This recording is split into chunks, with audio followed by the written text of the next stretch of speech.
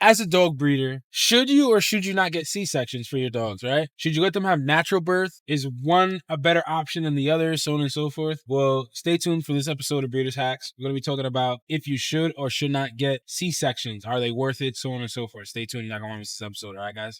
I got you right now.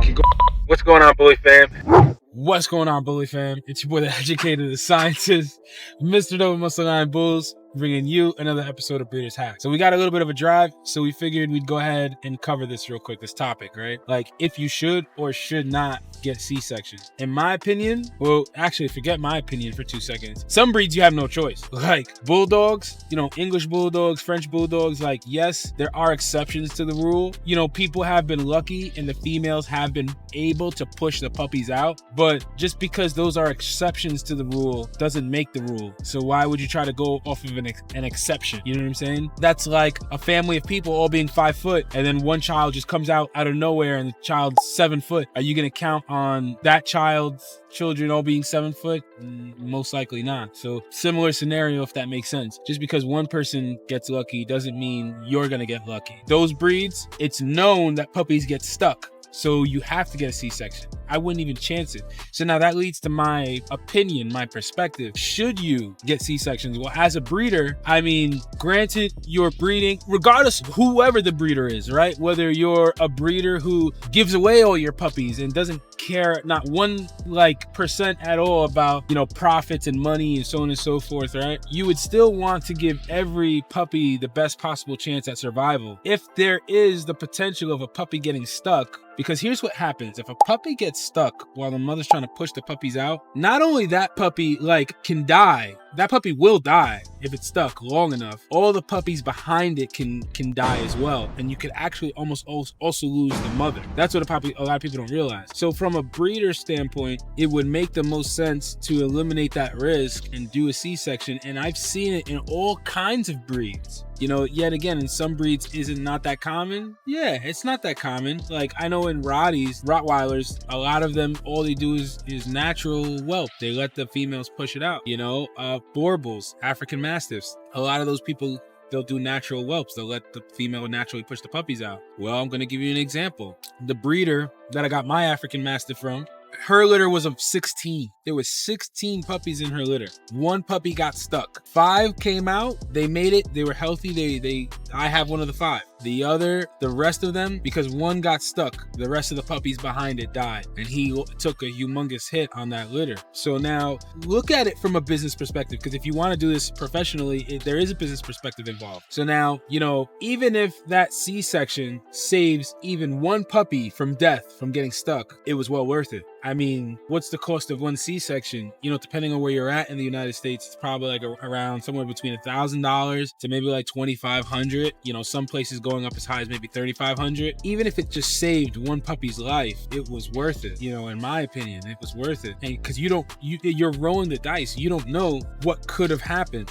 Now, granted, there is risk to C-section. There is risk. Can lose a female, things like that. But I feel like the risk is way less by doing a C-section. You know what I'm saying? Because like I said, all it takes is one puppy to get stuck. And now, not only is your female at risk, all the other puppies that are behind it get stuck. So I'll explain what happened. This happened to me. I had a female and we were off with her days. And I mind you, this is when I was very new and just started. The female, we thought we had another day to test. So when I went into the dog's room that day to test in the morning, I saw she had a puppy hanging. I'm like, oh my God. Do you remember that one? Yes. With Coco, right? Oh my goodness. So I remember I walk in and I see a puppy hanging from her. And I'm just like, I didn't know what to do. I'm like, oh my God. So I rushed to the vet. We rushed to the vet and the vet told me in these situations, she was pushing on the puppy for too long. It stretched the puppy. The puppy looked like a hot dog. That puppy's dead. There's nothing you can do about a puppy like that. But then what happens is they come out like one after the other, like a train, right? One after the other. And what happens is because it took too long to push that puppy, the sac started to rupture. So what happens is when the sac ruptures, it's filled with fluid. When the sac